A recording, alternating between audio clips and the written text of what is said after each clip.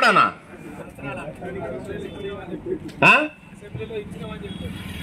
నాముగట్నే అన్నారు ఇచ్చినామని, సర్వే చేసినాం ఇచ్చినామని చెప్పారు.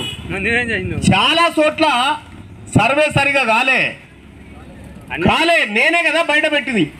ఈ సోషియో ఎకనామిక్ సర్వే బుక్ లో రాష్ట్ర ప్రభుత్వం ఏం చెప్పిందంటే తెలంగాణలో జనాభా 4,21,00,000 మంది ఉన్నారని ఆ బుక్ లో పెట్టింది. ఈయన బొమ్మనే ఉన్నది అలా రేవంత్ రెడ్డి గారిది.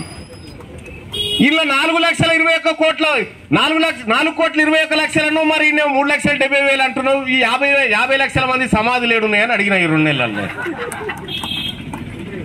అంటే నీవు సర్వే చిత్తశుద్ధితో చేయవు. ఒక్కసారైనా సమీక్ష నిర్వహించి ముఖ్యమంత్రి గారు నిజంగా ఇంత అద్భుతమైనటువంటి సర్వే కోసం పనిచేసినటువంటి సిబ్బంది మన చేతిలో ఉన్నారు. మొదటి రోజే రండయ్య మా ఇంటికి రండి, మొదటి రోజు నేను సర్వే చేసుకుంటా ఆయన పిలిచి ఆయన సర్వే చేసుకొని ఇక చూడ నేను చేసుకున్నా మీరంతా చేసుకోరని ఆదర్శంగా గజ్ చేయాలి. ఆఖరి రోజు చేయించుకుంటే అవతల పడుతుంది. ఇవాళ బదనాం ఏడికి వచ్చింది, నీకు చిత్తశుద్ధి లేక ఈ సార్లు చక్కగా సర్వే చేయలేదనే కాడికి తెచ్చిరు. చేసిందే నువ్వు తప్పు, బదనాం మోస్తుందే వీళ్ళు. మోసినందుకన్నా పోని వాళ్ళ పైసలు ఇచ్చినామంటే అది కూడా ఇవ్వలేదు. ఇట్లా ఈ సమస్యలు విహార విజ్ఞాన పర్యటనల కోసం అదనపు బడ్జెట్ కేటాయించాలి. అలాగే ఆంగ్ల మాధ్యమ బోధన కోసం ప్రత్యేక శిక్షణ వనరులు కేటాయింపు.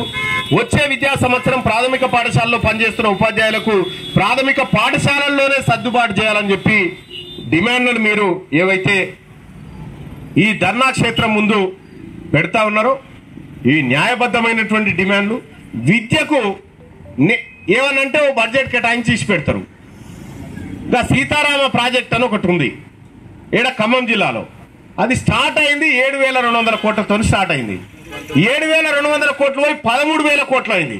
13 పోయి 19,000 కోట్లు అయింది ఇప్పుడు. అది అంటే మరి ప్రాజెక్టులు కట్టే కాడనే అంచనాలు పెరిగిపోతాయి, ఈ విద్య కాడ మాత్రం అంచనాలు పెరిగాయా? పిల్లలు చదువుకునే కాడ అంచనాలు పెరగొద్దా? ఈ రాష్ట్ర బడ్జెట్ ఓ 5% పెరిగితే తప్ప అంచనాలు ఇగో ఇవి బెటర్. ఎందుకంటే ఈ టీచర్లు చదువు చెప్పే పిల్లల దగ్గర ఓటు హక్కు లేదని నిర్లక్ష్యం చేస్తా ఉంది రాష్ట్ర ప్రభుత్వం. ఈ రాజకీయ పార్టీలు అవే నిర్లక్ష్యం చేస్తా ఉన్నాయి. కానీ ఆ పిల్లగాడే రేపు పొద్దుగాల ఓటర్ అవుతాడు, అది మర్చిపోకూడదు. అలాగే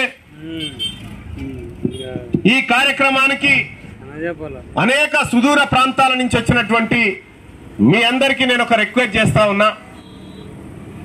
తీన్మార్ మల్లన్నకు ప్రత్యక్షంగానో పరోక్షంగానో మీ అందరూ అండగా నిలబడి ఓట్లేయించిరు. నేను గెలిచి దాదాపు 10 నెలలు కావస్తా ఉంది. నా పర్ఫార్మెన్స్ ఎట్లా ఉందో మీరు చేతులు ఇవ్వట్టే, నా పర్ఫార్మెన్స్ బాగుందనుకుంటే నేను కంటిన్యూ చేస్తా, లేదంటే కూడా సరిదిద్దుకుంటా. అలాగే ఆగు ఫోటోనా ఆగు భాయ్ సాబ్.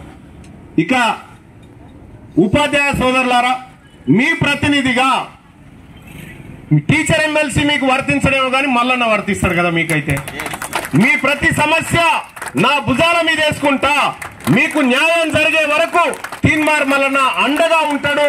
మీ సోదరుడు మీకోసం ఎల్లవేళలా కృషి చేస్తాడు మీ సమస్యల పరిష్కారం కోసం అని చెప్పి తెలియజేసుకుంటూ ఇక్కడికి ఆహ్వానించినటువంటి సంఘ బాధ్యులకు అందరు కూడా పేరు పేరున ధన్యవాదాలు తెలియజేసుకుంటూ సెలవు.